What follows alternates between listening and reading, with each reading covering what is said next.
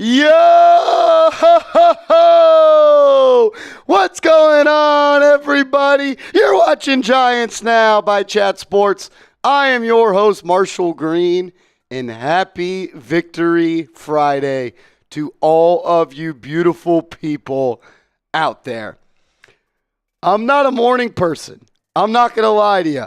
But when my alarm clock went off at 6 a.m., after I went to bed at 3:30 a.m., it was really easy to get out of bed, to get into the office, and get you guys the content that you deserve. We got a lot to talk about on today's show. We'll recap the game. I'll give you my winners and losers. We got a mailbag coming up, and we'll be live as long as you guys want to enjoy Victory Friday. What a win. First win on Thursday Night Football in a decade for this franchise. And this feels like a win that is the turning of a page for the New York Giants. It's a week-to-week league, so keep it going next week.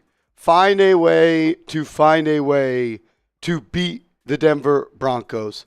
Because this win won't really mean much if you lose in 10 more days. A lot to talk about. I'm excited to do it. We got producer Andrew Connell in the building today. What's up, brother? How are we doing? Victory freaking Friday. That's what I said. Yeah, I was the same thing as you just said about I was sitting there in my bed at 3 o'clock in the morning, Central Time, and I just could not fall asleep. I'm scrolling. On my feed is flooded with Jaxson Dart and Cam Skattebo and both of them, and them separate and everything, and them ripping their shirts off on that was insane. Electric. So that was it. Easy to jump out of bed this morning when you're excited to come in and talk about a Giants win, especially against the Philadelphia Eagles. I know quite a few Eagles fans. I was in the group chats last night, and I got crickets. Nothing back. No one responded. Were they all asleep? Yep. I don't know. They were asleep maybe when I sent those messages, but it's now almost 2:30 Eastern. Nothing. So they're getting ready for the Phillies game today, maybe? Maybe. I don't know. Oh, God, I saw that meme. It was Jalen Hurts sees Devontae Smith wide open downfield, and then it's the clip of the Phillies pitcher just airmailing that throw home. That should have been a 90-yard touchdown for them. So it feels good to have the roles reversed and be able to feel happy after a Giants-Eagles game. I mean, you won against the Eagles back in January of 2024. That was the 2023 season. But that was a game where the Eagles essentially did not try. And it was one of the last games where the loser that wore 26 for the Eagles last night wore 26 in blue and didn't really feel like a real win. I don't remember the last time. It felt like the Giants truly beat the Philadelphia Eagles. They did so last night. And it wasn't just a win. It was a domination. They took their pride. They made them quit.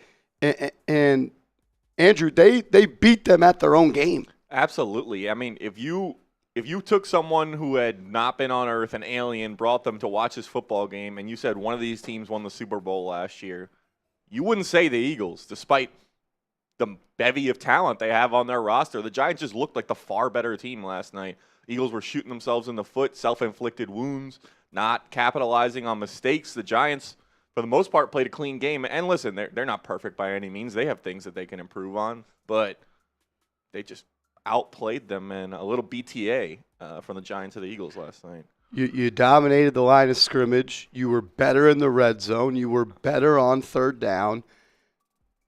We always talk about keys to victory and got to do the little things. Well, when you do the little things add up and the little things become big things. And they were last night. Your red zone offense was perfect. Theirs was not. They turned the ball over in the red zone. Your third down offense was drastically better than theirs was. Like when you do those little things, you win on important downs. You execute in high-pressure situations and get it done in parts of the field where it matters most.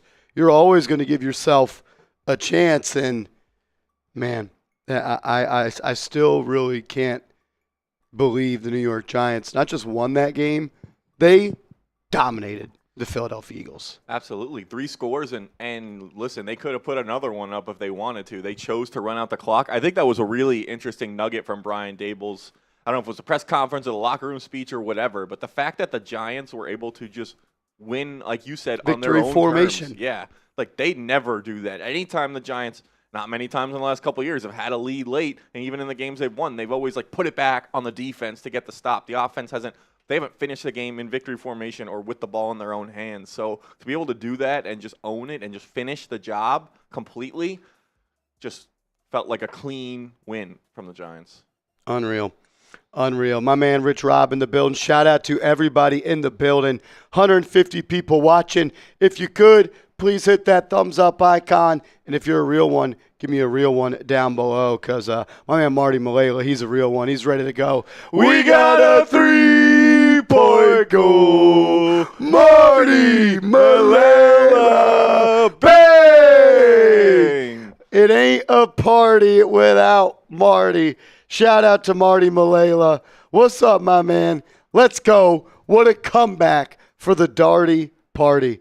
Look, man, this was as good as you could have ever thought a game for the Giants could go. I mean, you score the first 2 drives of the game, you're down, you score before halftime, and you pitch a shutout in the second half. The Giants were awesome today. They were, or yesterday. It feels like it's just been one long day. But I'm pumped up, man. I am. I'm excited. I'm proud. A lot of emotions. I know it's tough. They're only 2-4, but you're 2-1 in the Jaxson Dart era, and I think that's more important. Yeah, I mean, that's the team, as much as like it all still matters. It's a what have you done for me lately league, and right now the Giants are a team led by Jaxson Dart. That's how they go into every single game. So what happened before Jaxson Dart got there, Cam Skattebo got there, is almost irrelevant at this point. Yeah, it still matters in terms of other players and the organization as a whole, but right now they go into every game, and that's the team they have, and that team, that version of this team, 2-1, and looking pretty good. You can do the what-if game. They should have done this. They should have done that. It doesn't matter. I think what you can take from it is the Giants have been in every game this year.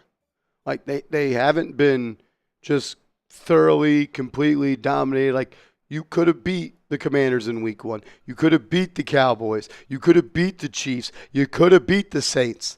And I know there's no moral victories in sports, but it's nice to know the Giants at least can go fight in their own corner and give a puncher's chance every week. Absolutely. And what I'm looking forward to, and they're not going to get this luxury against every team. They're going to get it against 2 out of the 3 teams that they played without Jaxson Dart.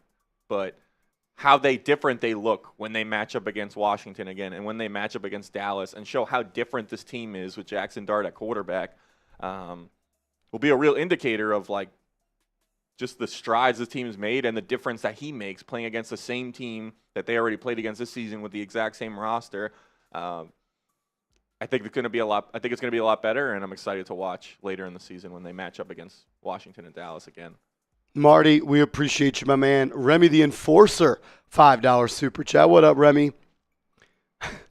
Cam Tasmanian Devil Scatabo and White Chocolate Dart destroyed them douche nuggets, doo-doo birds. Glad to finally enjoy a conference win. I mean, yeah, when is the last time the New York Giants won an NFC East game? They got swept, I believe, last year in the NFC East. I think they said it was 8 straight before last night, which is just like kind of a microcosm of everything that the Giants have been in the last couple of years. Just the fact they can't win division games. It's been so frustrating for the fans, so frustrating to watch. So to kind of turn that tide, and like we said, 1-0. Jaxson Dart's 1-0 in the NFC East. It's good. It's fresh. You end the Thursday night football losing streak. You had lost 10 in a row. You had lost 8 games in a row in the NFC East. I put out a tweet yesterday. I said a win for the Giants would be massive for the organization as you don't play for 10 days.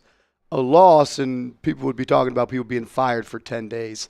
And winning remains the ultimate cure of all negative in the NFL, even if it is to just get to 2-4. Yeah, and I think like you've talked about it a couple of different times, just the culture like that.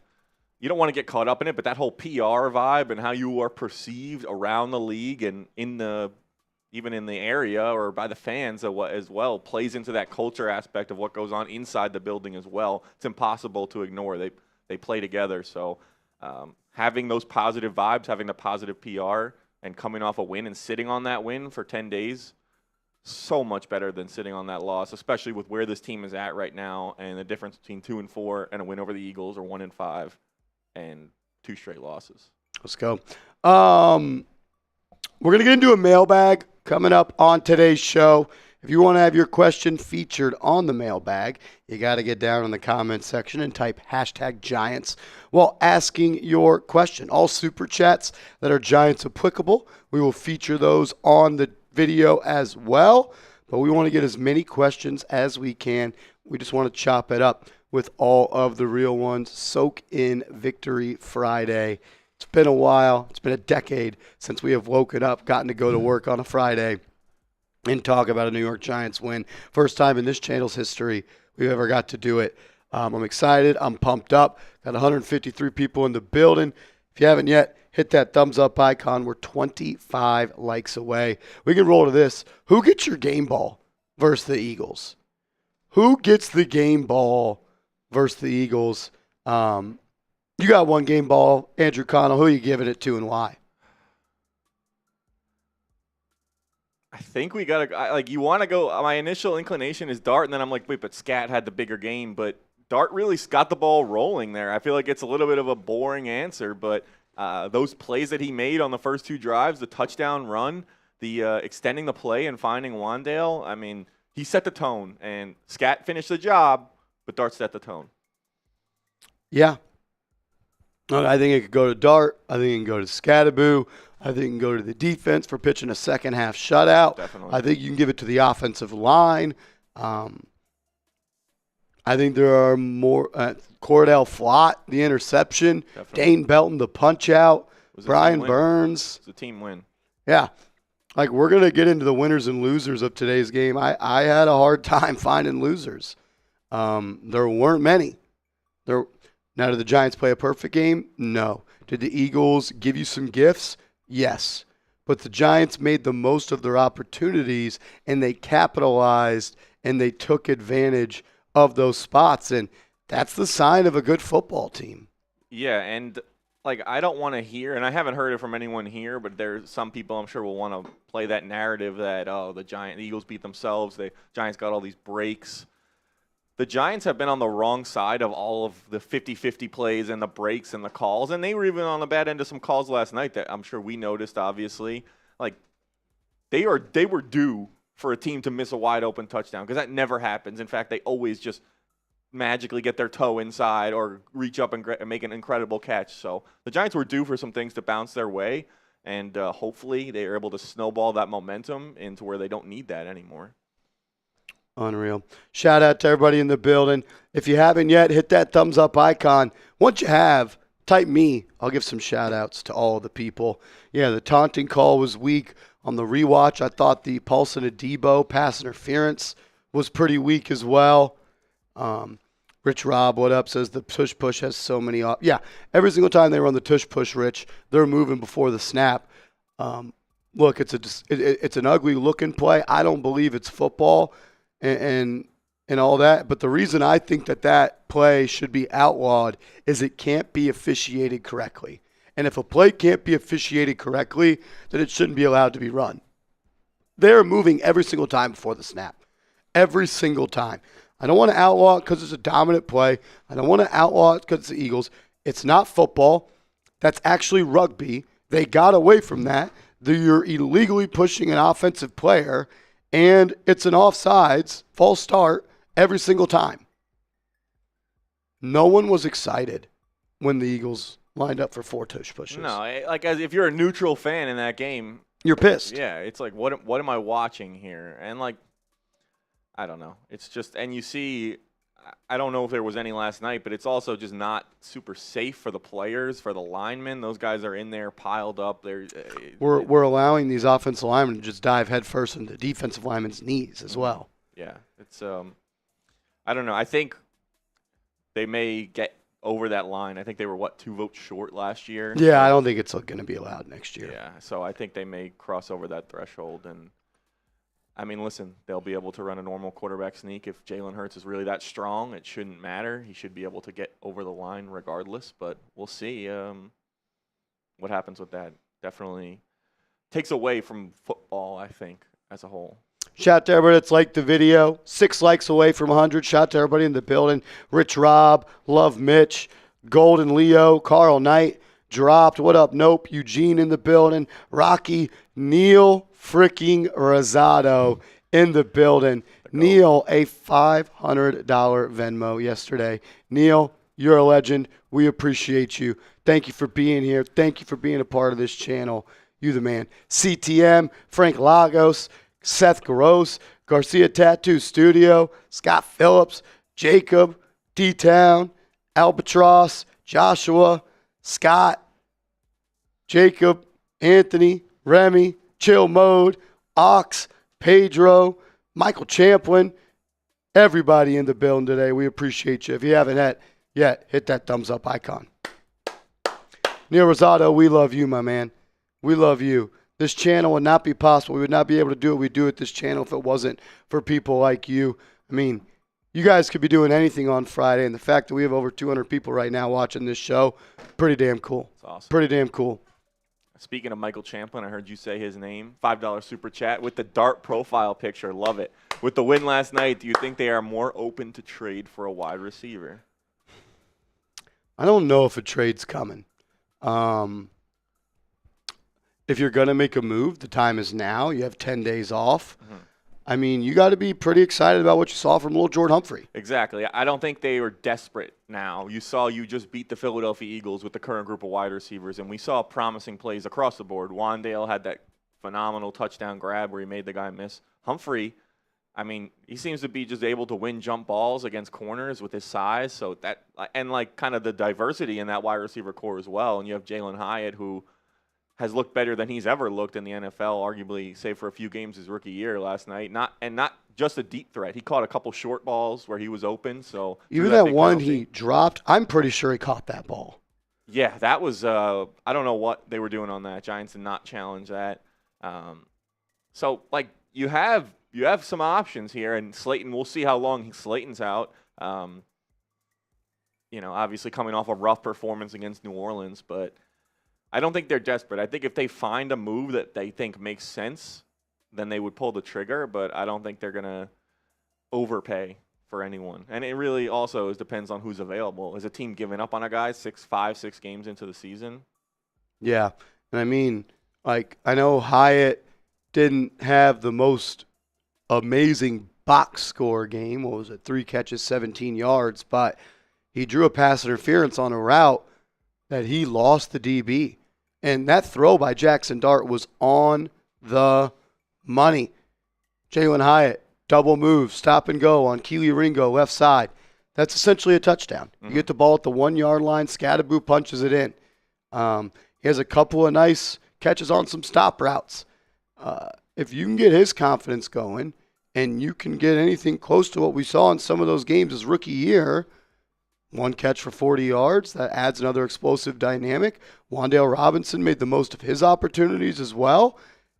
He made a nice catch over the middle between 2 Eagles defenders. Had another one where Dart threw it a little bit behind him and he caught it. Caught the ball on the sideline. Ran up north and south. Ate up green grass. Broke a tackle. And he was in the box. Like, is it the most talented group? No, but they were gritty. They were efficient. And they got the job done. Yeah, and the last thing I just want to tie up on Hyatt is all it takes is 1 or 2 of those deep balls, and just that threat of that happening will open things up for this offense. If you know that Jalen Hyatt can get behind you, you have to account for that, and that creates room for some of those underneath routes by guys like Theo Johnson, guys like Wandale Robinson. So I'd like to see the Giants hit one of those next game. We'll see if they dial it up. If Hyatt gets some snaps, we'll see what Slayton's deal is, but I think if they can just even make that a threat, it's going to help the offense out. So, yeah, hopefully. I mean, look, I know, and no one has to tell me why. I know the feeling in the room is we don't need Darius Slayton. It'll be a good get to get him back. He stretches the field. He is fast. Has a problem sometimes catching the ball, but the Giants, they're better than they are with him than they are without him. Exactly. So, and I mean, obviously saved the one game in New Orleans, but generally, like whether you want more from him or less from him, he's been pretty consistent throughout his career. Yeah, and that'll help. And I assume teams are going to start stacking the box a little bit more against the Giants. Mm-hmm. And Slayton is the type of guy, if you don't put a safety over the top of him, he can run by that corner. Yeah, guy with some serious speed. So we'll see how the chess match goes between Brian Daboll and defensive coordinators and Mike Kafka and defensive coordinators, and how the adjustments get made against the Giants and how teams play them, and whether or not they decide to just keep doing what they're doing and win strength on strength or adjust their play calling a little bit. Shout out to everybody in the building, over 200 people watching. If you haven't yet, please hit that thumbs up icon. We would greatly, greatly appreciate it. You guys are the best. Alex LaRocca, $5 super chat. Salute to you, brother. Thank you for being here. Enjoy your Victory Friday, bro. Thank you. BM Edits, $5 super chat. My man. Had to show some love to my favorite Giants channel, Cry, Pigeons Cry. My man, BM Edits, we appreciate you, bro. Let's frickin' go, man. Let's frickin' go. J.R. Smith goated. What an effing game. Marsh, that Flott call was fire. Appreciate it, man. I wish I could do it with a full voice, but I think we're getting close. This is probably the best my voice has sounded after a game day since week. I think 2 or 3, right? The Chiefs game. What was that? Week 3. Yeah. So we're going on a month of me having strained vocal cords. I can't stop. I won't stop. I can only watch and root on the Giants one way. But hopefully this 10-day stretch, I'm able to get back right and get back to being who I am. Little mini buy for Marsh too. So J.R. Smith, we appreciate you, brother. Paul J, $10 super chat. Great stream yesterday. Listening in while painting my home office on this Victory Friday. Question is, do I hang up my Saquon jersey in a shadow box or burn it? Just bought my Scatabo jersey today. I have a signed Saquon Barkley helmet, and it's in a box in my closet. I may throw it away. I don't know what I'm going to do with it. I'll never put it on display. People that watch this channel know how I feel about Saquon. I'm glad he lost last night. I'm glad he had to wear the other color and the jersey that he once called home, a place he said he only wanted to play for, a place that did nothing but support him through his entire career. And now you've got to watch this team reach their stride as you're watching from the side. And cool documentary that you put out last night. You should go and promote it on your social media account after you just lost to the Giants 34-17. Nice marketing plan, idiot. Yeah, and I think, like, for me, we've seen this more with the Knicks as well, but like it's always been like, who is going to be the guy to lead them like to where they want to go and like out of whatever's going on. And like I think a lot of Giants fans, obviously with the way his career started, thought that would be Saquon Barkley and envisioned that, and obviously it didn't work out the way anyone wanted it to. And I mean, maybe he's happy with his decision, I guess. Hard to argue with it, but he has to watch now Jaxson Dart and Cam Skattebo get that love and adoration from the Giants fans that he probably thought he was always going to have and never going to lose. And I don't know. We'll see. I'm sure, like you said, it's hard to argue with what happened with him last season, but winning in New York is unlike winning anywhere else. And I think, we're seeing that now with the early returns on Jaxson Dart and Cam Skattebo. And, could have been you, but not anymore.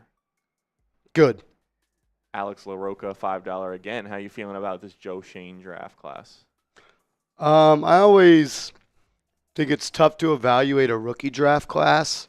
But, I mean, I know the counting stats aren't there for Abdul Carter. I have no worry in the world. He's already one of the best pass rushers in the league. He generates pressure at a higher clip than just about anybody. His quick pressure rate is the best in the National Football League. So I'm not worried about him. I mean, Jaxson Dart's 3 games in, but, I mean, 3 games in, it's hard to say anything that he doesn't look like a franchise quarterback. Yeah, I think there's like early grades on draft class and instant impact, and there's also like what really matters is the long run as well. Early returns, I would say, look good on a lot of these guys, but just like a guy can maybe start out slow and eventually get better, you can start out hot and eventually fade. So I think one of the things we talked about in the postgame last night was the next step for this group. They've shown the flashes and they've shown what they could do is consistency. And Jaxson Dart, Cam Skattebo, Abdul Carter, all these guys have to do it week in and week out in order to kind of cement themselves in the league. They've shown that they belong, but now it's about doing it every week in and week out. Yeah. You need some of these free agents to start making an impact. You'd like to see Javon Holland start getting his hands on some footballs. You'd like to see Paul Debo start making some impact plays. But you can see the vision that this front office has had, and it feels like this is going in the right direction. And you got to just keep hitting in the draft, keep finding ways to improve the team in the offseason. I think you could make the argument, whatever happens this year, if Joe Shane is back, this is his most important offseason. You now have a quarterback that you probably believe in, and it's time to put legit NFL talent around him and give chances to win every time you step onto the field. Yeah, I mean, so like under the assumption that Jaxson Dart becomes the Giants franchise quarterback like we all are hoping and thinking he will, now you have this, what they call the window, when he's on a cheap rookie contract to surround him with the most possible talent, because if he is a franchise quarterback, he's going to go to make $50+ million a year, and you're going to have to cut corners in other areas. So what's the next step after that? What positions do the Giants invest that money in, those resources that they are not going to have in a few years when he's making big money, hypothetically? So I think that's it. Like, how aggressive are you? Do you trade up in draft? Do you try and get stockpile cheap picks? Do you make a big free agent splash? I don't know. That's questions that will be answered in the offseason, and really not the focus right now. Right now we're focused on the Giants continuing to stack W's, but I'm sure it's at the top of Joe Shane's mind. Yes, it is. Yes, it is. We're going to get into a mailbag probably in about 30 minutes or so. All these Giants super chats that have come in that are about the Giants, those will lead the mailbag. But we also want to invite people that are just watching today's show in the comments section, want to get their chances to get their question in. Be like my guy Carl Knight, who types #Giants. Since the Giants are in need for a wide receiver, what are 3 realistic wide receivers you'd like to acquire in the trade deadline? If you want to have a chance to get your question on the show, comment down below and include #Giants. And producer Connell will choose the best questions that he sees. What's a storyline you feel like that from the game that maybe no one's really talking about that stood out to you?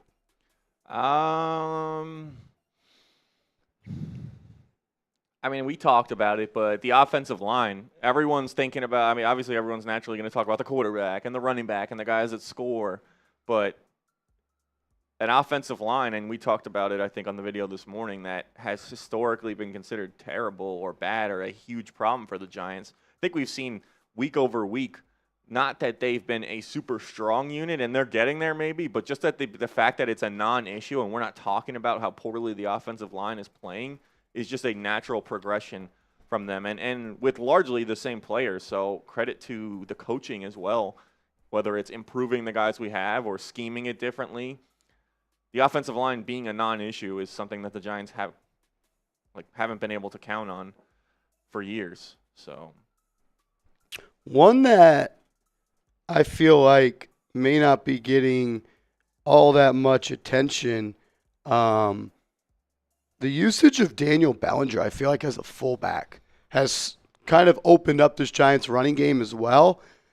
I mean, when they got the ball back with 6 minutes left, they ran the clock out. Mm-hmm. And they ended the game on their terms, and it was with Daniel Bellinger leading the way for Scatabo. I mean, finding a way to be an impact player is important. Being versatile, that you can get it done in multiple spots as well is big. I think Deonte Banks playing 3 snaps. Cordale Flott's the guy now. Cordale Flott is now CB2. That's one that stuck out to me. Tanashi in the chat says Gunnar Olszewski as a kick returner, punt returner. I thought he did a really good job. Yeah, Giants had great field position all night long. Definitely hit it right on the nail with an underrated storyline that played an impact in the game. You don't want to be starting with any quarterback, much less a rookie, inside your own 10, inside your own 20, backed up where you don't have enough room to operate, and just having those advantageous field position set you up to get points no matter what. I mean, the Giants were able to punch it in over and over again last night. Should have had 35. Obviously, that one missed extra point. So only touchdowns, no field goals. It's different than what we've seen earlier in the season when they were failing to convert and having to settle for field goals over and over and over again. Finish the game with 6, finish the game with 9. So I think another one was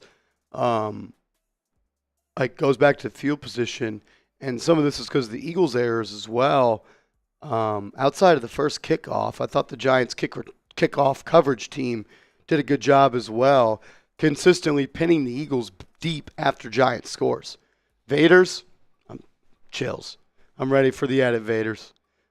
You got to get me when my voice sounds good. Hopefully next week my voice is ready to go. But a Scatabo edit with Marsh on the call, chills. As they say, yeah, Tanisha's Jamie Gillen. Yeah, I think Jamie Gillen's been solid this season. A guy that I think had some questions to answer coming into the year. Just good. And that's like just another little thing. Like, you don't think about it, but like good teams, it's just something that good teams do. They always have good field position, and they force other teams to go the length of the field. Kayvon Thibodeaux as a run defender has been really good this year.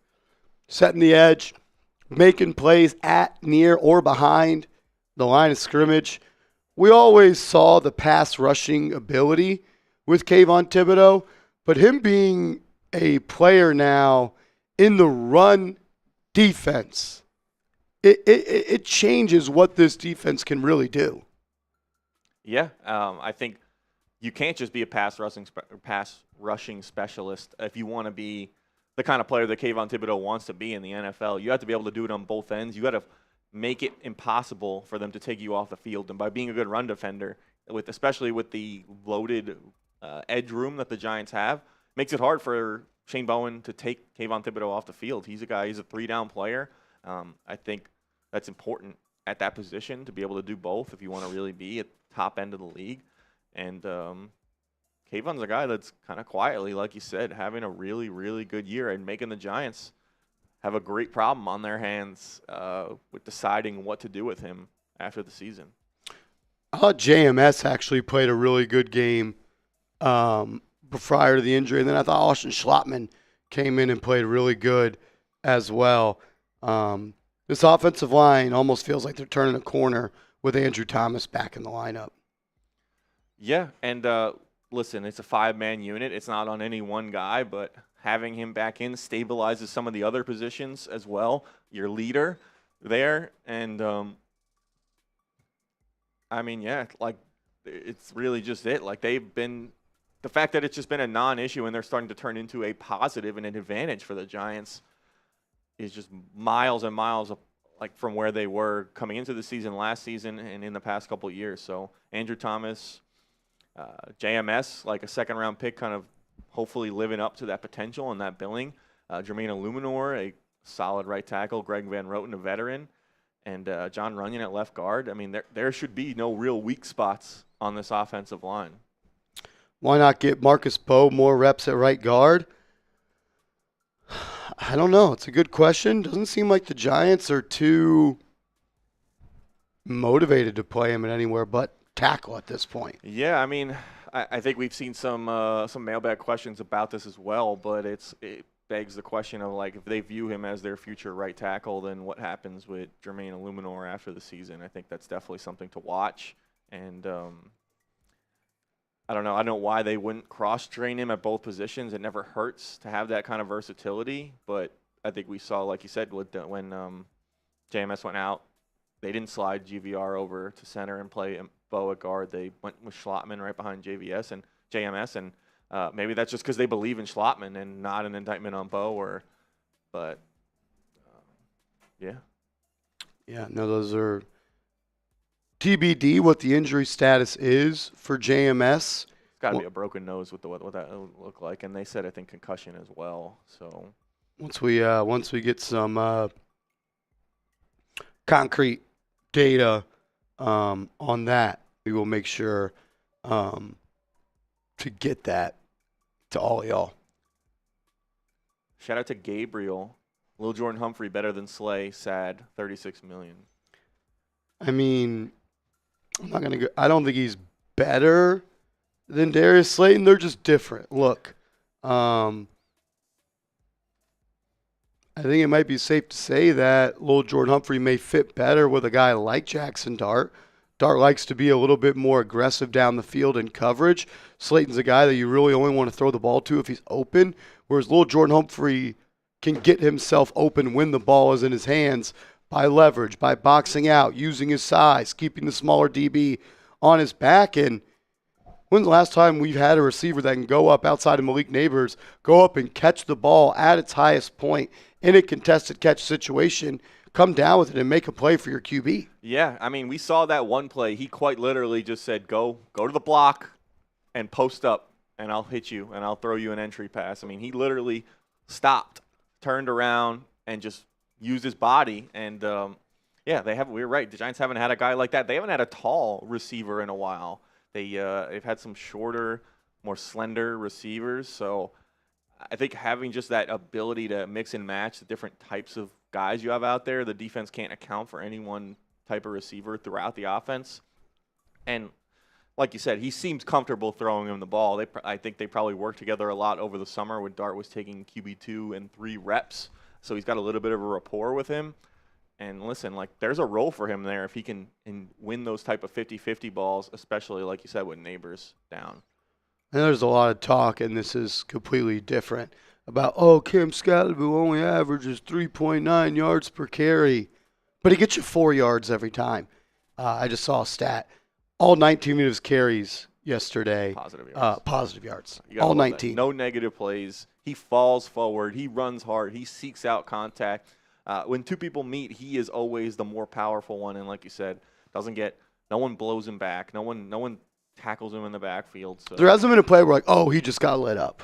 Yeah, it doesn't happen. He does that. He lights people up. So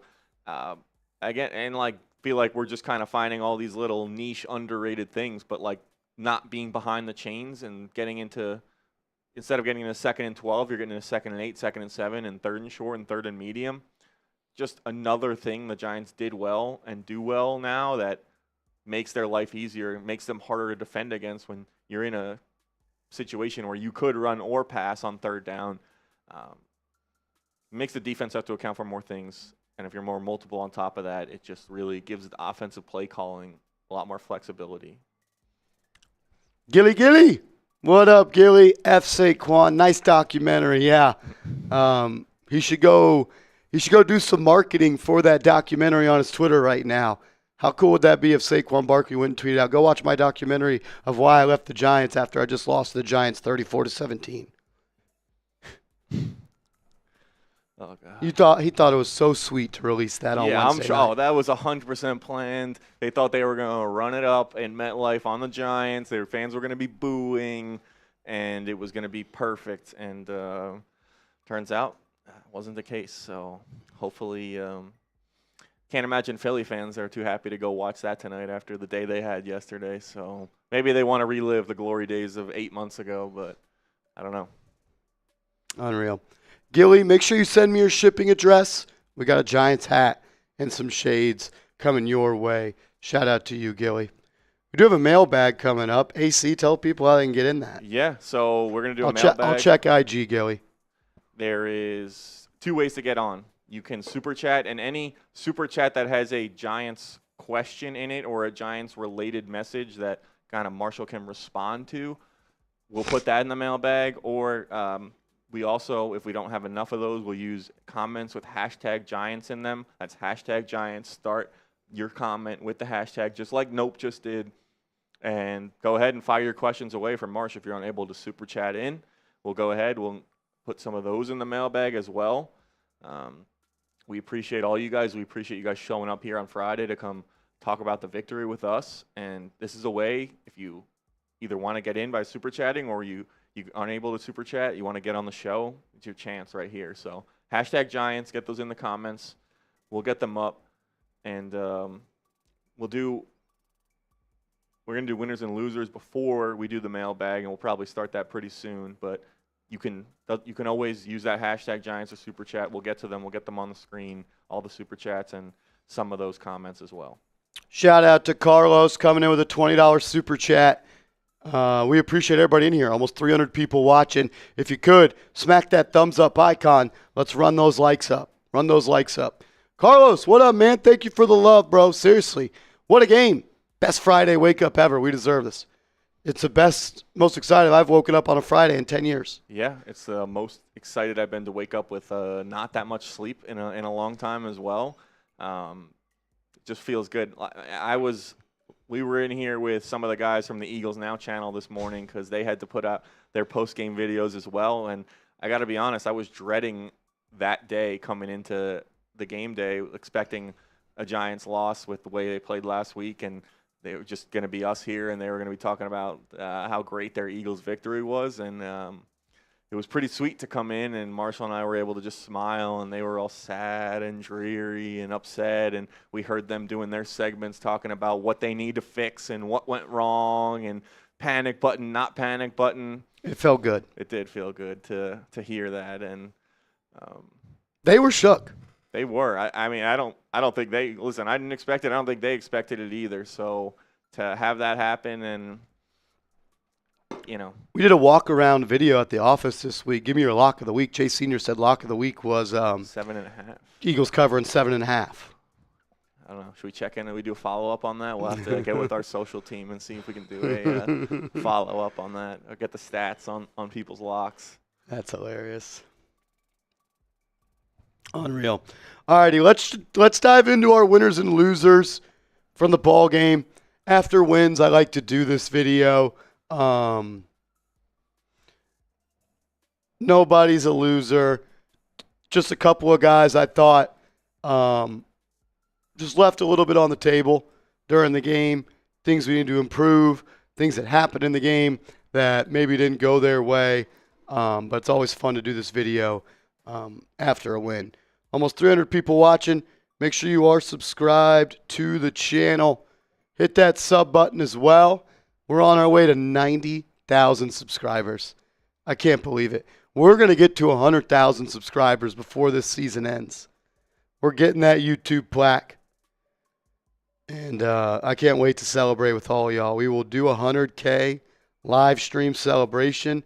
All of y'all beautiful people better be there. Wow. Giants freaking win. Giants freaking won. Unreal. Unreal. All right, let's do it.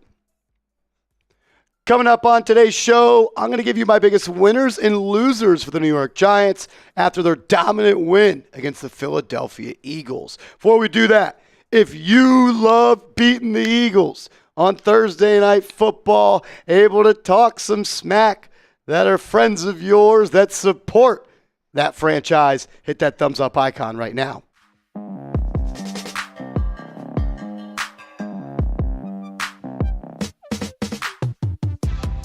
You are watching New York Giants Now by Chat Sports, and I am your host, Marshall Green. Appreciate everybody for rolling in for today's video as we go over who I thought were the biggest winners and losers following the Giants win. Look, nobody's a loser, just a couple of players that I thought either didn't play their best game or for other reasons. I feel a little cliche and feel like I'm not thinking hard enough, but it's too easy to do it. My biggest winner from the game is Jaxson Dart, your quarterback.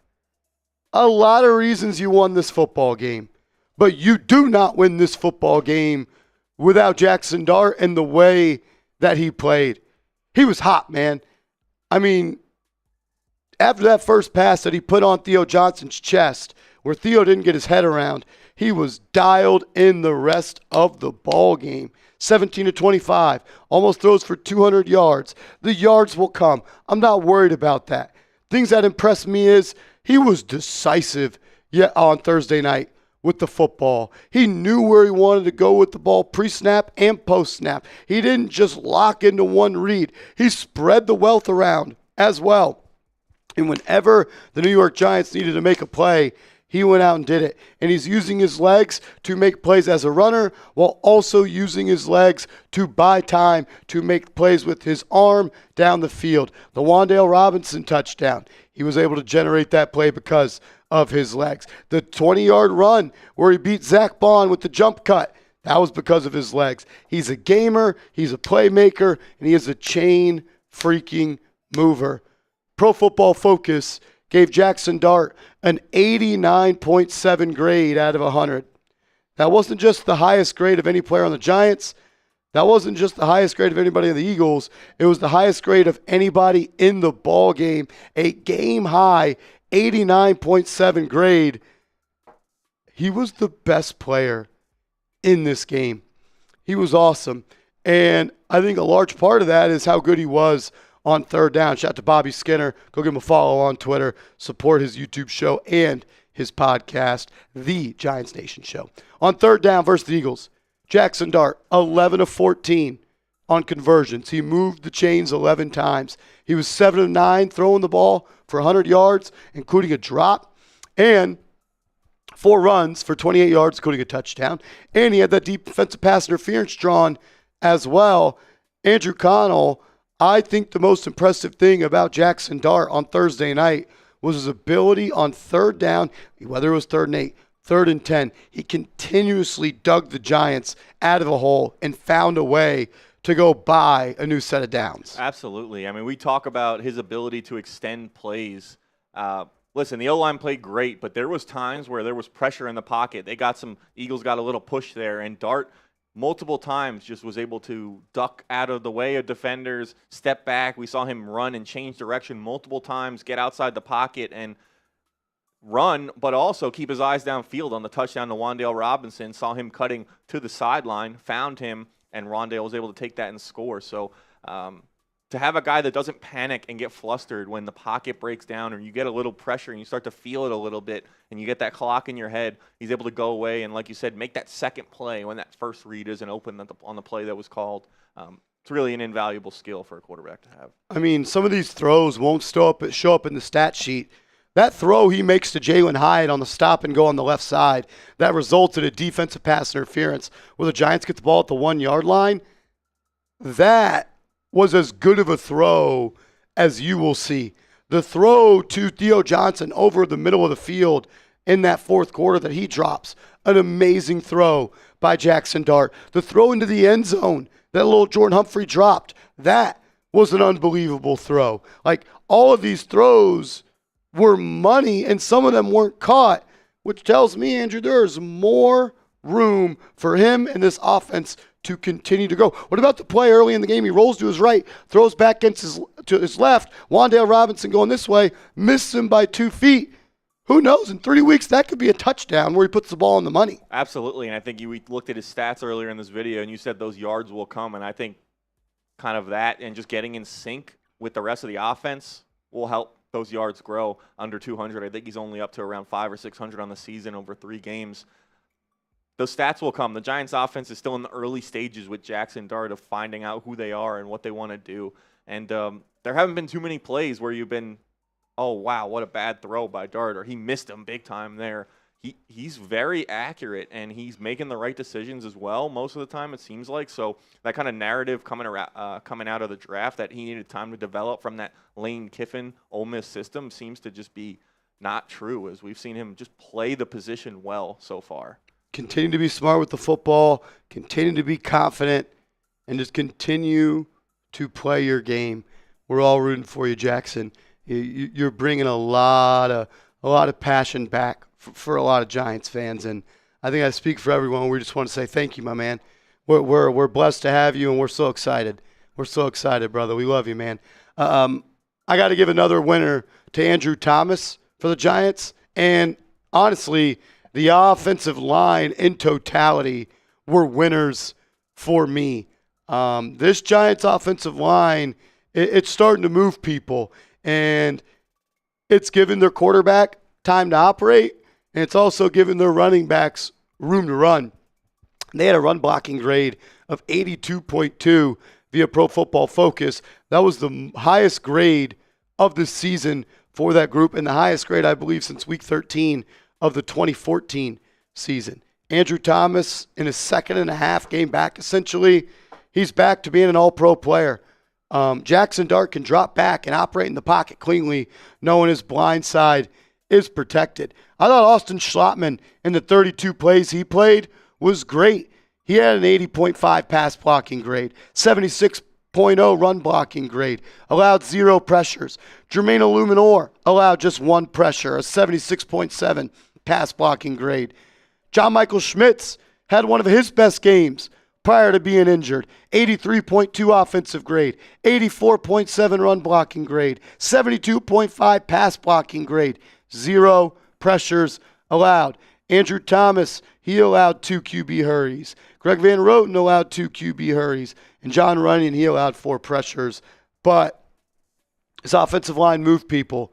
They played well. And when they went down a starter, they didn't collapse. They were able to keep this team afloat. And for an offensive lineman to see your offense end the game in victory formation after you got the ball back with 6 minutes left and you exerted your will against the Super Bowl champions, you should feel damn good about your performance. I know Jermaine Illuminor went out and tweeted out and said, how about that mother effing offensive line? How about that mother effing offensive line? They pushed around the Philadelphia Eagles. They made them quit, and they won the game by running the clock out. Major salute to the offensive line. That's what I'm talking about, big boys. Let's freaking go. From the offensive line to the defensive back room, Cordale Flott is a winner for me. He made a game-changing play where he jumped in front of that Jalen Hurts pass and took it 60 yards the other way to set up the 3rd touchdown for rookie Cam Skattebo. Cordale Flott had been in a position battle all year long with Deonte Banks, and yesterday was the first time that he got the bulk of those snaps. Deonte Banks played in just 3 snaps, and they were the last 3 snaps of the game. Hopefully that doesn't mean Cordale Flott is hurt. But when you gave a guy a chance to get into a rhythm, when you gave him a chance to feel out the game, play with confidence, he went out and he made the play. Wasn't even that bad of a throw by Jalen Hurts. Wasn't a ball that was off target as well. Cordale Flott knew the defensive scheme on that play. Giants brought pressure. Cordale Flott knew that Jalen Hurts was going to have to get the ball out quickly. He did. Cordale Flott hit his back foot, picked it off, went the other way, and put the Giants in position to go up big. Major salute, Tim. I could give out so many game balls and call 30 players Giants winners. So let's just tag team Brian Burns and Kayvon Thibodeaux together. Those 2 guys were unreal for the New York Giants. Brian Burns is playing like a defensive player of the year candidate right now. 2 more sacks on Thursday night against the Philadelphia Eagles. He now has 7 on the season in 6 games. The way he's playing football right now is unreal. 2 tackles for loss, 2 more QB hits. He had 4 stops, a stop being a tackle that is considered a negative play for the defense. He's setting the edge. He's making plays in the run game. He's also making plays when you need him most on big-time passing downs. There's not much more I can ask of Mr. Zero. He's a captain. He's changing the culture. He's setting the standard, and he's backing it up by playing like one of the best football players in the league. And he's able to do that because he is that, one of the best in the league. He is filling the shoes that these all-time great pass rushers have left at 1925 Giants Drive. Long way for him to go. Long way for him to go to be considered in that group. But man, oh man, he's on the right path. And I'm proud. I'm proud that Brian Burns gets to wear my favorite team's jersey. I love that dude. I do. Kayvon Thibodeaux deserves a lot of credit as well. This is the best football that Kayvon Thibodeaux has played in his NFL career. We know he can get after the quarterback. We saw that with the 10.5, 11.5 sack season. Some of those being cleanups and some of those being against backup offensive linemen. 11 sacks is 11 sacks, though. His ability to impact the game now as a run defender by setting the edge, using that strong arm, keeping length, and making plays at, near, or behind the line is unreal. 4 more stops for Kayvon Thibodeaux. Had 4 more pressures as well. He is showing why he was the 5th overall pick, why the New York Giants selected him, and so many people were hyped up for him to be a Giant. I'm happy for Kayvon Thibodeaux that he's able to start putting it all together and live up to the guy that he is. I think Dexter Lawrence deserves credit as well. 4 pressures for Sexy Dexy last night. The sacks will come. The QB hits will come. The tackles for loss, they will come. But it makes it so much easier for Brian Burns when there's 4 sets of hands on 97. Makes it so much easier for Kayvon Thibodeaux when there's 4 hands on 97. He is the straw that stirs the drink. I know the counting stats aren't there necessarily for him or Abdul Carter, but you can see the strength of this defense starting to emerge. The Giants were built to play with the lead, and they shut out the Eagles in the second half when they were playing from behind. 2 pressures for Abdul. Wasn't able to close the door on any of the sacks, but there were a couple plays in the run game where he got strong. He set the edge. He made redirects from Saquon Barkley happen in the backfield. I'm pumped up, man. I'm not worried about Abdul Carter. If anyone tells you Abdul Carter is not that good, tell him that I called him an idiot. Tell him the guy with the widow's peak on YouTube that talks Giants football called him an idiot, because that's what they are. I also got to give Shane Bowen a winner for his job as a coach last night. Look, I'm not a fan of Shane Bowen. I still don't think he's a good defensive coordinator, but you're as good as your last game, and his last game was awesome. Got the job done. Adjusted. The Giants mainly ran zone coverage in the first half. We begged for them to do that, and it worked. And whatever they did in the second half, it worked as well. Shane Bowen, congrats to you, man. Appreciate you putting this team in position to have success. Continue to raise that floor. Continue to raise that floor. Lord Jordan Humphrey, he's a winner for me as well. A guy that was on the practice squad, gets called up on game day, and makes a big-time impact. I think that first drive set the tone for the ball game. I think it was 3rd and 9. He runs like a double move on the outside to the right, one-on-one coverage. Dart sees him, says, F it. Little Jordan Humphrey down there somewhere, throws in the ball. Little Jordan Humphrey boxes him out, goes to the top shelf, and mosses the defender. A couple of other times, had some nice stop routes for big-time gains. The connection between he and Dart is clearly there. There's chemistry and continuity there.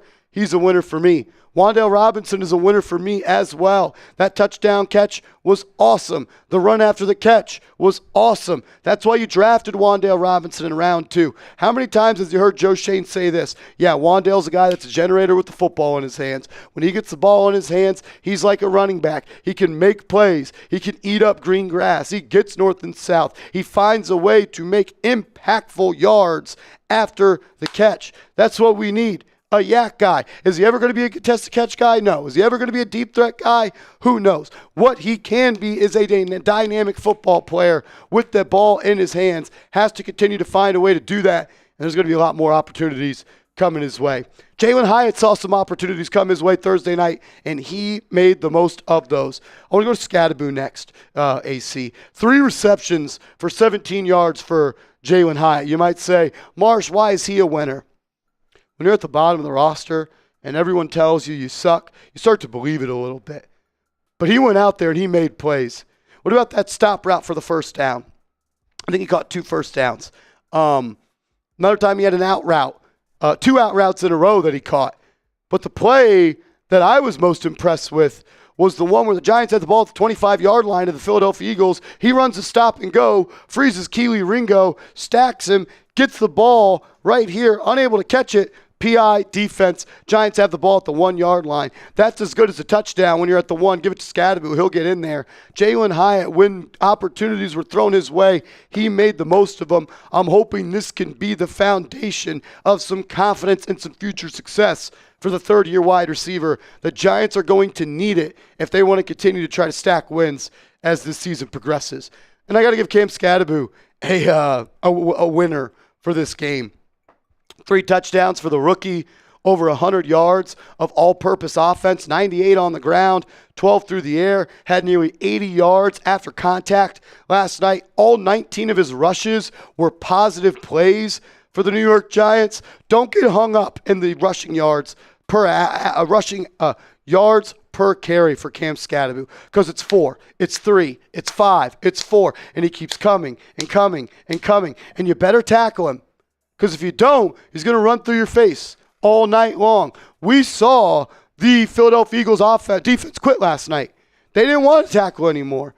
Reed Blankenship didn't want to meet Cam Skattebo face-to-face on the goal. I said, oh, no, you're the more exciting white. We saw him run over Cooper DeJean. We saw him run over Zach Bond. Every player on the Eagles had a chance to bring Skattebo down, and they could not do it. He is an unbelievable running back. He brings a physicality to a football team that I think bleeds on to the rest of the 52 players. And he is good, man. He's good. He sets up his blocks. He's got good vision. His feet don't stop. He's got an attitude. Like, he has a will to win that's infectious. And he doesn't ever get tackled in the backfield for losses. And that is massive. That is massive, man. I could have given a lot more winners out for everybody. Only thing that matters is the Giants are winners because they shit-stomped the shitbirds up in Philly. We'll talk about some players that I thought could have played a little bit better and what some things on the football field mean for some of these Giants players. But we are almost at our goal of 90,000 subscribers. It sounds so weird to say 90,000 subscribers. If you love the Giants, you want free videos every day, hit that sub button right now. Also, this Giants Nike Polo, it's on sale. Was $70, now it's $37. Chatsports.com/Giants Polo. Use that code Chili. All right, the biggest loser coming out of the Giants game, and again, he's not a loser. I just feel like the writing is on the wall for Deonte Banks at this point. With the way that Cordale Flott played and the way the snap count has been issued the last 2 games, Deonte Banks is on the outside looking in of being a down-in, down-out player. He played 8 snaps last week against the Saints, played 3 snaps on Thursday Night Football against Philly. He's played 103 snaps this year on defense, and he has 4 penalties. They don't trust him, and there's no reason to really trust him at this point. Cordale Flott is your starting corner, opposite of Paulson Adebo, and Deonte Banks is a depth piece at this point. It's unfortunate. Unfortunate for him and unfortunate for the Giants and unfortunate for Giants fans as well. Like, it's a first-round pick. You need to hit on those guys. I want Deonte Banks to be good. I need Deonte Banks to be good. But he's hurting the team when he's out there. Career's not over. I'd like to see him find a way to get his career back on track. But man, when you're out there, you got to make plays. And it can't just be holding, defense, number 2. Pass interference, defense, number 2. 3 snaps for Banks. I'm not sure how much more of him we'll see out there. I thought Theo Johnson wasn't very good last night. At minimum, 2 drops. I mean, first pass of the game, Jaxson Dart essentially puts the ball in the shirt pocket of Theo Johnson. He doesn't turn his head around. There was another 3rd down. He throws the ball up the seam unbelievably in the 4th quarter, and Theo Johnson dropped it. Theo is an unreal athlete. He's big, he's strong, he's fast. you got to be able to catch the football. Like, that is the most important thing playing the tight end position. Like, you got to catch the football. I don't care how fast you are. I don't care how strong you are. I don't care how much you look like a warrior out there. If you can't catch the football when Jaxson Dart's putting it on the money, that's a problem. And, like, I know he was a 4th-round pick 2 years ago. Well, Daniel Bellinger was a 4th-round pick 3-4 years ago. And Daniel Bellinger doesn't drop the football. Daniel Bellinger hasn't dropped a football since the 2023 season. I'm not ready to punt on Theo Johnson yet. I want to continue the development. I want to see if they can squeeze the juice out of him, but I need him to start catching the football. I'm tired of seeing Jaxson Dart missiles dropped by Theo Johnson, leaving yards on the table, leaving big plays on the table. Catch the football. Like, I know you'd say it, I'll say it too. You got to catch the football. It's that simple. Another loser for me is the Giants' defense when it comes to covering the tight end. How many years in a row have we seen Dallas Goedert own the New York Giants? And he did it again last night. 9 receptions, 110 yards, a score, 12.2 yards per catch. It's hard to pinpoint exactly who was at fault, but whether it's Andrew Phillips in the slot, whether it's Javon Holland, whether it's Tyler Nubin, whether it's Bobby Okereke, whether it's Darius Muasau, the Giants have to find a way to be a little bit better in the middle of the field. They've kind of got torn up over there, and they have to do a better job of slowing down tight ends. Like, that's been something that has been the Achilles heel back when Chris Cooley was a Washington Commander, back when Brent Selleck was an Eagle, Jason Witt. My whole life, there's been a tight end open against the New York Giants. So something to tighten up on defense. I mean, you pitch a second half shutout. Not too much to say there, but, I mean, you can't let Dallas Goedert get off for 110 yards anymore. It just can't happen. Cannot happen. And that's really all I got. Like, I don't really have any more losers. I thought the Giants played a damn good football game. I mean, you win 34-17, Thursday Night Football, short week. I don't really have any. Well, actually, I do have one more loser, and he's actually the biggest loser of the game. That's the Philadelphia Eagles, boys and girls. Jordan Mailata crying on his way home, back to the city that celebrates a broken bell. The Eagles are the biggest losers as they lose to the New York Giants 34-17 on primetime football. Let's go. F the Eagles. Let's go, Giants. Let's freaking go. If you love beating the Eagles, hit that thumbs up icon. You end your losing streak on Thursday Night Football of 10 years. You lost 8 NFC East games in a row. And the Eagles go home losers. Hit that thumbs up icon. Appreciate all y'all. If you haven't yet, give me a follow on social media. Damn, it sure does feel good.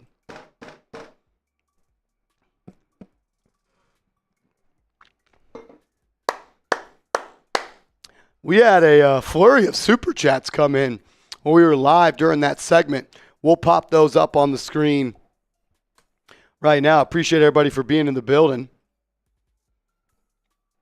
Let's go. Let's go. Nope. Let's go. Let's go. Let's go.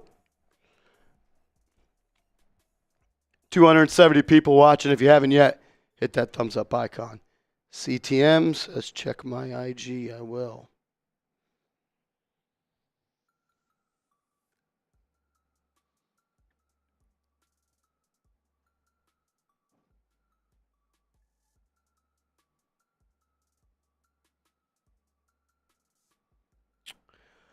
So John Mara has released a statement about Brian Daboll and him yelling at the medical staff. Says, I spoke to Coach Daboll this morning about approaching the medical tent last night. While I firmly believe, as he has stated, that he was not trying to influence the process in any way, he understands that the appearance of going to the tent is inappropriate. We have protocols in place as a league to ensure player safety, and we need to allow our medical staff to execute those protocols without interference. We understand the situation is under review by the NFL and the NFLPA, and obviously we will fully cooperate. I don't know. You got any thoughts on it?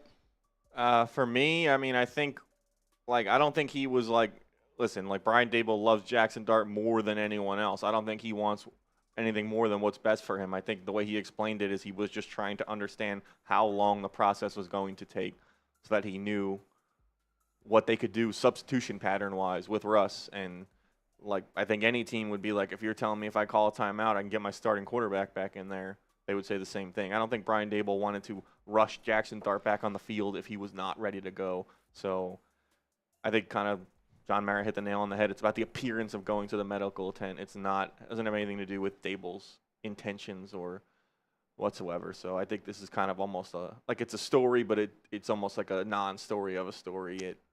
I don't really think there's anything there, and I understand they got to do their investigation and make sure that's the case. But I think by Sunday we won't be talking about this anymore. I think maybe a fine for Daboll, maybe a fine for the Giants. I don't think you'll lose any draft picks. I don't think Daboll will be suspended. Yeah, I don't really have much. I think a lot of it's just Daboll's fiery nature and the fact that he was yelling at him. I think if he walked over there and calmly asked him how much time it was going to take, I don't think we would be talking about this either. So I think a lot of it's just the appearance of how things went down. Yeah, I mean, I think we'll get the investigation over with and let's move on. It's the least of my worries. Should be a non-story by Monday of next week. We shouldn't be talking about this anymore. The media shouldn't be talking about this anymore. So we'll see. I don't know how long the investigation is going to take, but not an issue. A non-issue for me. I don't, unless they find something glaringly different than what we assume is that he just wanted to know how long it was going to take. Yeah, I don't think Brian Daboll wanted to play Jaxson Dart if he was unavailable to play. I don't think he wanted to put him in harm's way. But came back, didn't seem like he had a concussion, and hopefully nothing comes of this. Yeah, I think he just probably had the wind knocked out of him. He got hit from both sides, from a guy from behind him, a guy from in front of him. It was a little bit of an awkward fall, hit the turf with his body first. So I think that's really the extent of it. I think they're overcautious with those concussion evaluations, and if there was any doubt that he wasn't good, they would have held him out of the game. Yeah, this isn't coming from John Mara. He made a statement. The NFL is investigating the Giants, not a John Mara thing. So just want to clear that up as well. As my man Big Chev in the building. We got a 3-point goal. Big Chev, bang! Let's go. Big Chev in the building. Doo, doo, doo. My man, $50 super chat. We appreciate you, man. Thank you for being here. Thanks for supporting the channel. Give me some big chevs in the comments. It says Giants didn't beat them at their own games. They exposed Hurts' targets and their inconsistent plays. They were unprepared and thought they can run the same offense against us. Not taken away from him. Dart, he was beautiful. Yeah, Giants won this game for a lot of different reasons. I think we just boil it down to this. The Giants were the more superior team last night in every single phase. Yeah, and football takes place like any sport on the field. And on that night on the field for those 3.5 hours, the Giants were the better team. And on paper, are they the better team? Who knows? I mean, game's not played on paper, though. That's played on the field, played on Sundays or Thursdays or Mondays or whatever. And that's why they play the games. If they knew which team was going to win, they wouldn't play them. So each time you go out there, you got an opportunity to get a win, no matter what the betting odds are, no matter who thinks around the league is going to win. It's all determined by what happens on that field. And it shows that maybe the Eagles need to realize you can't take anyone lightly, especially not the Giants, because they're not a team to play around with. They did a good. They played their butts off. They played with physicality. They played with force. They played with a swagger. They played with confidence, and they executed. They were awesome. They were 4 of 4 in the red zone. When you're 4 of 4 in the red zone, you pick up first downs at an 80% clip on third down. And on the other side, you don't let them pick up first downs. I think they were like 1 of 9 on third down, and they had a red zone turnover. You add all that up, and that's going to equal a win more times than not. A lot of those like swing factors that like you talk about going into a football game as things that you need to do as keys to victory. The Giants won all of those last night, and maybe the Eagles had the better roster, but when you do all those things right, it helps bridge that gap. And if you're going to beat a team that theoretically is more talented than you need to do those things right. And the Eagles didn't do any of those things. The Giants did all those things, and that played a part in the dominant nature of that victory for the Giants. Hell of a win. My man, Box Top Big Chev, Shout out to him. What's up, Brody? VW Blue Sky. As a big Texans fan, I look at us in the same boat. Hope we both make it to the big game. Franchise players are key. Keep it up. I appreciate you being here and supporting the channel, man. A Giants-Texans Super Bowl would be that'd be something for me. That'd be something for me. All my good friends are Texans fans, so that'd be something. That'd be something. Big Chev again, showing some love to the offensive line. Shout out to Big Chev. Back-to-back big super chats. We appreciate you, man. The O-line played their butts off. Yeah, that was it. And they've answered a lot of questions about themselves. And just like any unit on this team and just like any team in the NFL, they've got to continue to stack performances week after week and show that these games haven't been a fluke and that this is who they are now. But, we talked about before he was starting kind of the situation that Jaxson Dart was coming into. And having a steady offensive line that's performing at this level is huge for him. It gives him time to be able to do what he does, which is go through his progressions, look down the field, extend plays.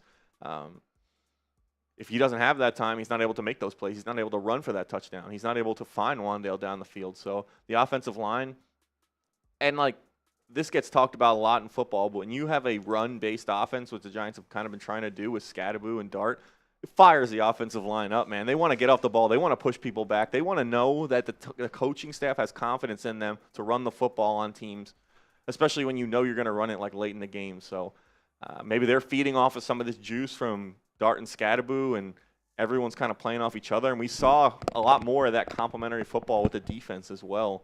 The offense and defense complementing each other. And you do that, you're going to win games. Think about it. In this game, Cordale Flott picks the ball off, runs it back to the 22. Giants score for a touchdown. Go back to the Chargers game. There was 2 interceptions by the Giants defense. Both returned to the red zone. Giants only scored a touchdown on one of those 2 tries. Growth. Finish. Capitalize. That's all you can ask. Get better each week. And if they keep doing that with where they're at now, sky's the limit for this group. Agreed. Big Chev, we appreciate you, bro. Thank you for being here. Seriously. Blizzy Blizz, my man. I told you I got you during the next live. Believe in Dart, and your bets will hit. He sent me a slip last night. I think he had Dart anytime score, or it was Giants money line, Hurts score, and Scatabo score. 3-leg parlay. He cashed out. I said, let me hold something. Yeah, seriously. And, I don't blame you for putting the Hurts on there with the tush push and the way they do that. It's a lock. Unfortunately, that's just how it is. But, yeah, pretty good night for Blizzy Blizz, it seems like. So, respect. Let me get some of that. I'm supposed to be getting a gift card from James Yoder, so I'm still waiting for that. But, yeah, I think everyone's happy after last night. Blizzy, we appreciate you, bro. Thank you. Seriously. Congrats on the win. John Scheffler. What up, John Scheffler? That's my guy right there. What up? Looking better. The Giants' future is looking better. It is just one win. It'll mean nothing if you don't start to win some more games. But a feel-good win, a culture win, and hopefully a stepping stone type of win. Yeah, I think they just need to – they can't have a letdown like we did after the last win against the Chargers and come out and lose to the Saints. And they're not going to be able to do that. The Broncos are a much better team than the Saints, so they're going to have to play at this level again if they want to have a chance to beat the Broncos. But they can't, as well as they've played, they haven't earned or done anything in this league, and they need to keep proving themselves every single week and kind of going 1-0 every single week. So we'll see. I think a lot of that's on the coaching staff and also the veterans in the locker room to kind of keep the team locked in. But I don't know. It's hard not to get excited when you think about the rest of the season and what it can look like for the Giants. Let's go. Scheffler, we appreciate you, bro. Hope you're doing well, man. You're a Chat Sports legend. My man, Big Dog status. He's a big dog. He's a big dog. What up, Beast? Giants need to follow the 86, 91, 2007, and 2011 format. Big RBs, good O-line, good corners, and a good QB, and a good kicker, and a structured coach, and tall receivers like Manningham and Burris. I mean, yeah, I would try and replicate what we did in all those years too. I mean, it worked pretty well. Obviously, the game has evolved since then, but some of those things are kind of just tent poles of football that will never. If you do those things well, you'll be a good football team. If you got a good quarterback and you have a dominant defense, you always got a shot. Yeah, that's hard to be bad if you have those two things. So we'll see. I mean, I think there's definitely areas that this Giants team can improve on. I think we look at like the back end of that defense, maybe the linebacker position, the secondary. Although they added guys like Holland and Adebo, haven't really played up to standard, but could always never have too many good corners.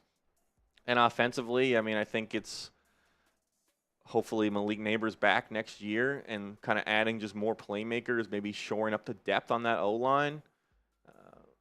But you look like you got a quarterback. You look like you got a running back. You know you have a number one receiver once he comes back healthy.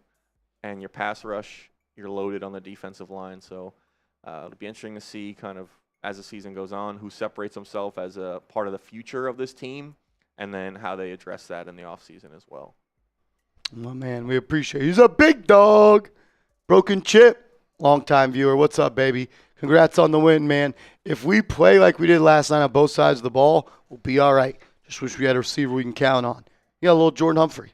Yeah, that's it. Number one receiver for the Giants. So I guess Wandale by yardage is the number one receiver. But I think if we got a gotta have it down, throw a jump ball up to Lil Jordan Humphrey.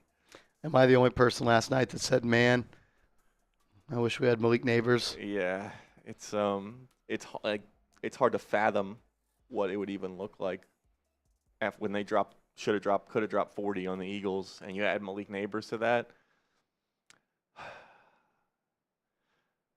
It is what it is. Yep, just gotta you can only play the team in front of you. You can only play with the guys who are there. He's a big dog. He's a big dog. Another one. Thank you, bro. Giants G-men will always be the Brady killer, 2-time in Super Bowls. What do you say for the haters? I already told him twice. My man. Jeremy Chugs. Go Mean Green. Just left the cribbo. Shout out to my man Jeremy Chugs. Who else we got? Let's hit these soups and let's jump into this mailbag. All right, we got one more coming Shout out to everybody in the building. We appreciate y'all. You guys are the best. Wonder Boy Projects. Feeling great today. Love the W. Let's keep this momentum going. Much love, Marsh. What's your opinion on the tush push? I'm not a fan of the play for a couple of reasons. One, it's not football. That's rugby. I don't care what anybody says. That's what football used to look like, and they stopped having it look like that because they didn't want football to be like that. Most importantly, the play cannot be officiated properly, and if a play can't be officiated properly, I don't think that it should be run. 50+% of the time, the Eagles false start. I also don't love that you could push an offensive player from behind while you can't push defensive players in the same way. I'm not a fan of the play. I kind of can't wait till it's out of the NFL. I can't wait. Yeah. It's a crutch. Yeah, and I think it's easier to hate because the Eagles do it. Yeah, it doesn't help it, I don't think. I don't know. I agree with a lot of what you said and the fact that it's like it doesn't look like football. It's not football. Yes, it's within the rules, so no one can say anything about them trying to do it because you should, as a team in any sport, try and maximize what's legal within the rules to win the game. But I think like every sport in any sport league, you have to evolve over time and update your rules as things change. And I think that's kind of just what this is. Just like there's penalties that get added or taken off every year. There's rule change like to overtime and things like that. I think it's just it's in that branch and not, okay, no, the Eagles are too good. We need to like adjust. It's just kind of the game, how the game's evolving. Mike G in the building. What up, Mike? Michael Champlin, what's up? With the win last night, do you think they are... Oh, we already hit that one. All right, let's jump into this mailbag. Last chance to get on the mailbag. Super chats will lock you in if the questions are Giants applicable. If not, hashtag Giants in the comments.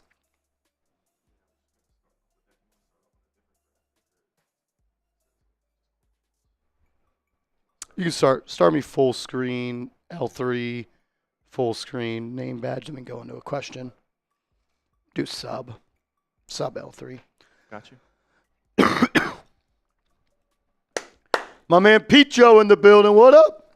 What up, Picho?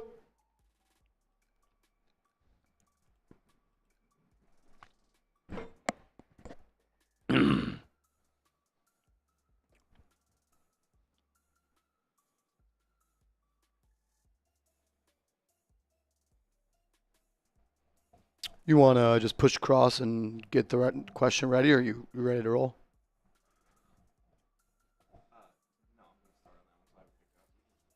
Cool. Throw up name badge. All right. Let's do it.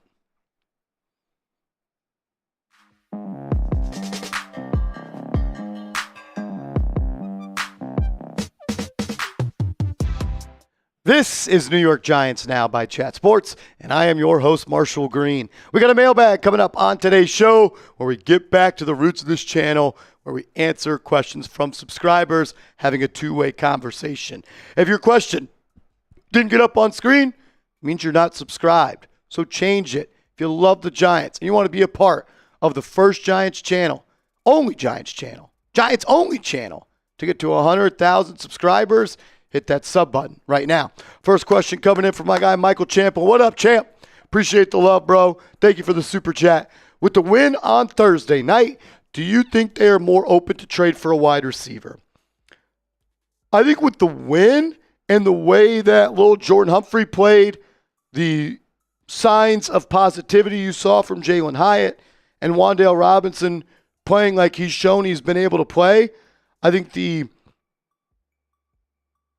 motivation to maybe go trade for a wide receiver is a little bit lower. But with 10 days off between the Thursday night win and your next game against the Denver Broncos, that could be the time to go and do it. 10 days off. I mean, if you were going to trade for a receiver,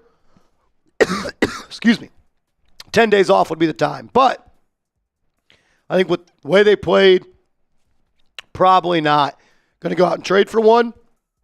Maybe they go out and sign a receiver.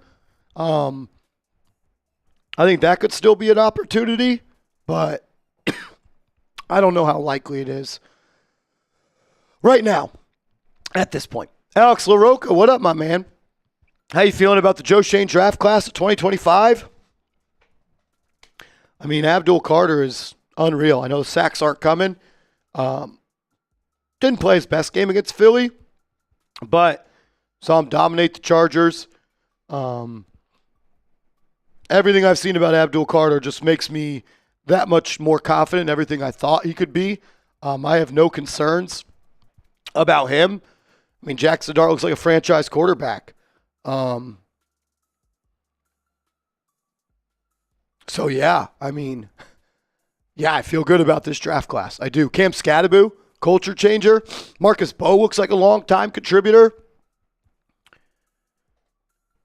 Yeah, I'm pretty damn pumped up about this draft class. They look good. It's only been 3 games, 4 games, 6 games. I don't freaking know. Let's see how we look in a year after that. Big Chev. Giants didn't beat them at their own games. They exposed Hurts' targets and their inconsistent plays. They were unprepared, and they thought they could run that same offense against us, not taken away from Dart. He was beautiful. Yeah, Dart was awesome. Look, there's so many reasons the Giants won this game. To boil it down to this, you were perfect in the red zone. You forced them into a red zone interception. You were nearly perfect on third down. They were the opposite of that. So you won the turnover battle. You won the red zone battle. You won the third down battle. You're going to win the game more times than not when you do that. I thought the Giants dominated. I thought they out-physicaled them. I thought they out-willed them. I thought they showed more heart, and they made the Eagles tap out. Eagles quit. They put the champs on the ropes, and the rope said, and the champ said, I don't want anymore. Unreal.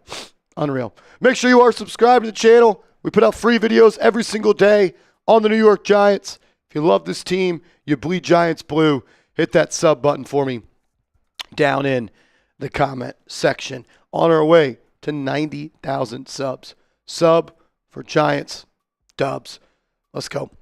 All right, Big Dog Status. What up, man? Giants need to follow the 86, 91, 07, and 2011 format. Big running backs, good O-line, good corners, and a good QB, coach, kicker. Yeah, I mean, it's never a bad idea to look to structure your team after past champions. If you have a good pass rush, you have a good defense, you have a good quarterback, you're able to run the ball, and you got playmakers, you're going to win. The goal should be to bring as many talented, good football players to this roster. Hopefully the Giants can continue to do that. Broken Chip, if we play like we did on Thursday night on both sides of the ball, we'll be all right. Just wish we had a wide receiver we can count on. Build off the performance. Build off the confidence. Ride the high. And be ready to go versus Denver. That's not an easy win. Denver's a good team. Really strong defense. They're good at home. You'll be in Mile High. You're going to need to play just as good, if not better, than you did against Philly to beat Denver on the road. Be ready to rock and roll and keep it going. For a receiver, yeah, we all wish Malik Neighbors was here. I still can't believe it, but I hate it, but next man up, and someone's got to step up. So, yeah. Someone step up. Keep doing it, little Jordan Humphrey, Wandale, Hyatt. When your opportunity is there, go make the most of it. Wonder Boy, thank you for the love. Feeling great today. Love the dubs. Let's keep this momentum going. Much love, Marsh. What's your opinion on the tush push?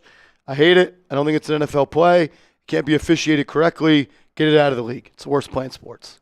Mike G, what up, Mike? Marsh, no need to sign a wide receiver now, right? Love beating Philly.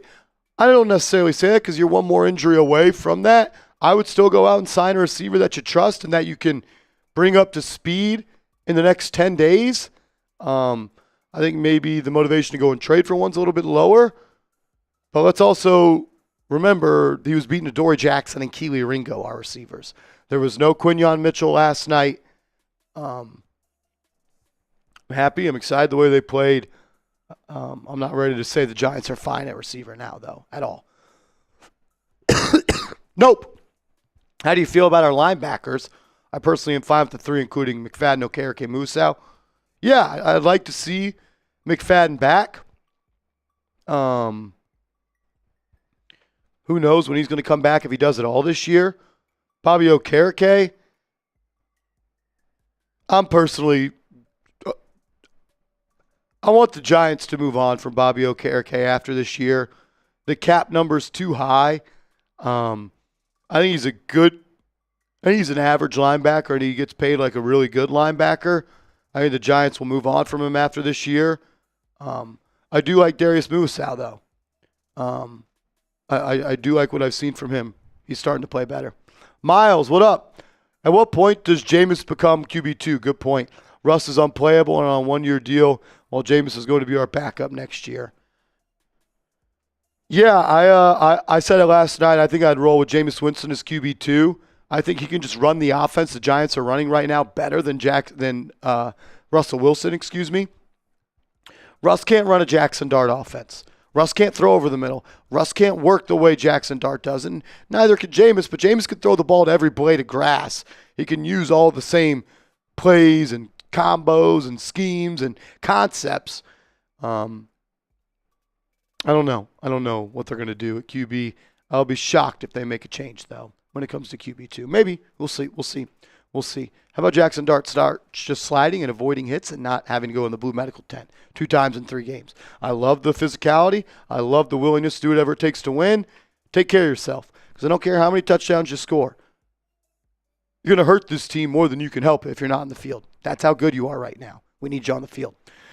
Get this Giants polo today. Nike Giants polo was $70, now $37. Chatsports.com/Giants polo. Use the code Chili. It's chatsports.com/Giants polo. A couple more here. Colin, what up? Giants, Dart needs to stop. Yeah, stop taking hits. It's only a matter of time before you get popped. And he's already been popped a couple of times. Take care of yourself. I go back to the John Gruden clip of, I don't want to be looking around on third down saying, where's Dart? Is in the blue medical tent. It played out on Thursday night. We're now having a dilemma between Daboll and crew. Take care of yourself. Frank, what up? Did we finally turn the corner? TBD. Hell of a win. We're all excited. We're all riding the high. We see the future. We see the fork in the road. Will the Giants go right? Will the Giants go left? It's one win. It's a week-to-week league. Stack them up. Last one, Rival, what up? How much credit do you think Shane Bowen deserves for this win, and would you still keep or fire him? I think Shane Bowen deserves a lot of credit for this win. Pitched the second half shutout, held the Eagles to 17 points. I still don't think he's that good of a defensive coordinator. He's not my cup of tea. Can't fire someone after you pitch a second half shutout and hold a team to 17 points. But I think the Giants could benefit from a new DC. That's just, my mind's really not going to change on that. The way he looks at football and defense and the way I look at football and defense, it's completely different. And for that, I just think and would prefer somebody else that I think could maximize this group to a different degree. But he deserves a lot of credit. He does. He adjusted. He played some games up front, ran some stunts, changed the coverage on the back end, and did enough to put his team in a spot to win. So credit to him. He deserves credit. If you want to keep the win streak going or start a win streak and want to beat the Broncos, because we're moving on to the Broncos, that's what needs to happen. We got to move on because you play the Broncos. You get 24 hours. Hit that like button if you want to go beat Denver. Make sure you are following me on social media. I'm on Twitter. I'm on IG at @MarshallGreen_.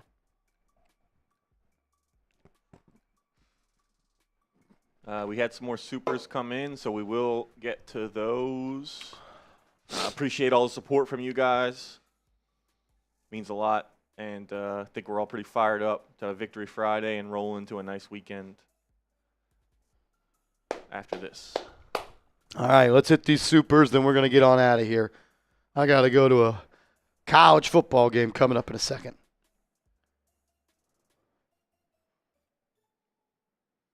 All right, Mario says, Mario. I don't know. What are you a Mario or are you a Mario guy? I'm always Mario. Mario, really? Yeah. Okay. I think I'm a Mario guy. So. Yeah, I think that might be the Texas in me.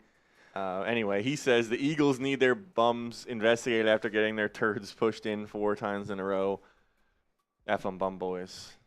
Just not good for the league. Yeah, and I got to be honest. I love the Jalen Hurts memes of what if Jalen Hurts if he didn't have guys pushing his tush all the way down the field. It's good stuff. Unreal. Big dog. What up, big dog? Yo, homie, drink some warm water. Guys, if it was that easy, I wouldn't have had a bad voice for 3 weeks. I appreciate all the concerns. I appreciate everybody sticking with us. I appreciate you guys putting up with the raspy voice. If all it took was some salt, lemon, and tea with honey, I would have had a voice. I have strained vocal cords. I have inflamed vocal cords, and that is a repercussion of me having a severe upper respiratory infection. And I don't really have much more to say after that. I'm doing the best I can. That's it. And listen, I mean, if the Giants keep winning games, it's you know what's in this cup? It's going to be tough. Yeah, that's tea. Guess what else is in it? Honey. So he's trying. We appreciate you guys, your concern, and hoping he's. It's like it's in the season. It's like all the players. They don't make it through without their nicks and bruises. Marsh is he's fighting through, but he's still going to show up every single week, give it his best, and probably not going to be fully 100% until the season's over. But we'll ride. Find a way to find a way. Ray, Marsh, do we have a franchise QB? It's hard to say after 3 weeks. Yeah, I mean, you can't. You could definitely know if you definitely didn't have one, but it's hard to say that you definitely do have one after 3 games, and still a short amount of time to make a determination either way. But all signs are pointing towards yes right now. Obviously, only 3 games, but 2 wins against 2 really good teams, tough defenses. Vic Fangio, I don't know what the stats are on him against rookie quarterbacks, but I imagine they're pretty tough. 2-0 at home, 3 starts, 3 opening drive TDs, and 2 TDs in each game. He's looking like the real deal. That's I think you made a good point. You can sometimes know after 3 games if he's not the guy, and I'd rather be on this side of the seesaw than that side. Absolutely, I think, and it's hard, it's hard not to overreact because it's New York and it's the Giants and it's the NFL, and at the quarterback position, everything is magnified and everything is.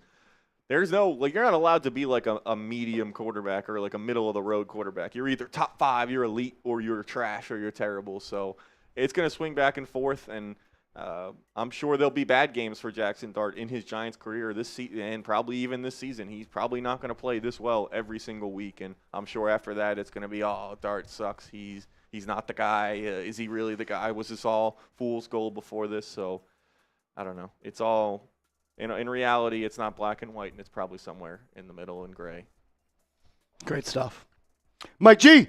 Marsh. No, we hit that one. I'll always give Mike G love, though.